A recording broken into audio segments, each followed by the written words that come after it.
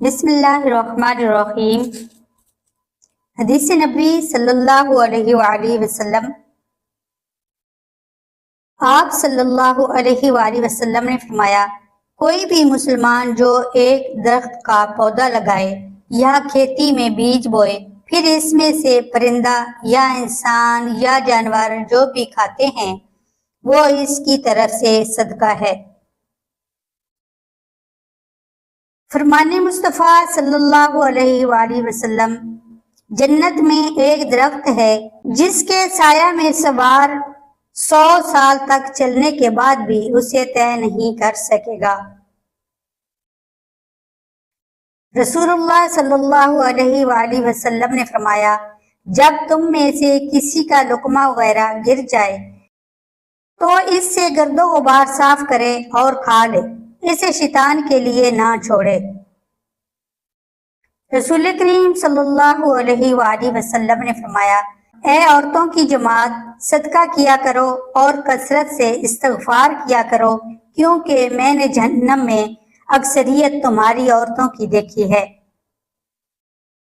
رسول کریم صلی اللہ علیہ وآلہ وسلم نے فرمایا، جس نے سورۃ بقرہ پڑھی اس کو جنت کا تاج پہنایا جائے گا۔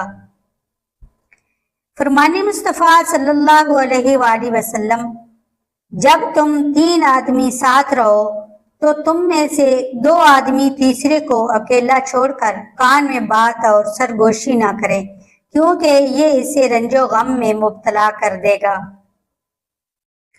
رسول کریم صلی اللہ علیہ وآلہ وسلم نے ارشاد فرمایا، برکت کھانے کے بیچ میں نازل کی جاتی ہے، اس لیے تم برتن کے کنارے سے کھاؤ، بیچ میں سے مت کھاؤ۔ رسول اللہ صلی اللہ علیہ وآلہ وسلم نے ارشاد فرمایا، تمہارے پاس 2 آدمی فیصلے کے لیے آئیں تو تم پہلے کے حق میں فیصلہ نہ کرو جب تک کہ دوسرے کی بات نہ سن لو۔ رسول کریم صلی اللہ علیہ وآلہ وسلم نے ارشاد فرمایا، بے شک اللہ تعالی جب کسی قوم سے محبت کرتا ہے ان کو آزماتا ہے۔ رسول کریم صلی اللہ علیہ وآلہ وسلم نے ارشاد فرمایا، نکاح کرو اور طلاق مت دو، کیونکہ طلاق دینے سے عرش کانپ جاتا ہے۔ نبی کریم صلی اللہ علیہ وآلہ وسلم نے فرمایا، جو شخص دنیا میں دوغلا پن اختیار کرے گا تو قیامت کے دن اس کے منہ میں آگ کی 2 زبانیں ہوں گی۔ نبی کریم صلی اللہ علیہ وآلہ وسلم نے ارشاد فرمایا، قرآن پڑھا کرو، کیونکہ قیامت کے دن یہ اپنے پڑھنے والوں کے حق میں سفارشی بن کر آئے گا۔ رسول کریم صلی اللہ علیہ وآلہ وسلم نے ارشاد فرمایا، رشتہ داری کاٹنے والا جنت میں نہیں جا سکتا۔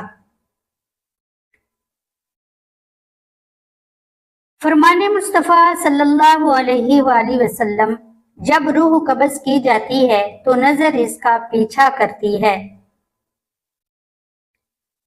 حضرت محمد مصطفیٰ صلی اللہ علیہ وآلہ وسلم فرماتے ہیں، مہمان اپنا رزق لے کر آتا ہے اور صاحب خانہ کے گناہ لے کر جاتا ہے۔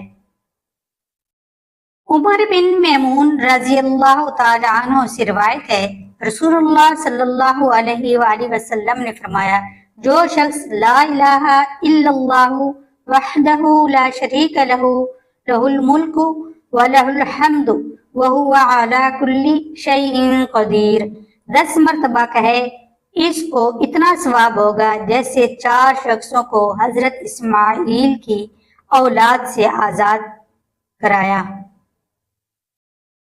حضرت ابو ہریرہ رضی اللہ تعالی عنہ فرماتے ہیں کہ رسول کریم صلی اللہ علیہ وآلہ وسلم نے ارشاد فرمایا، جب کوئی بندہ دل کے خلوص کے ساتھ لا الہ الا اللہ کہتا ہے تو اس کلمہ کے لیے یقینی طور پر آسمان کے لیے دروازے کھول دیے جاتے ہیں، یہاں تک کہ یہ کلمہ سیدھا آسمان تک پہنچتا ہے، یعنی فوراً قبول ہوتا ہے، شرط کہ وہ کلمہ کہنے والا کبیرہ گناہوں سے بچتا ہو۔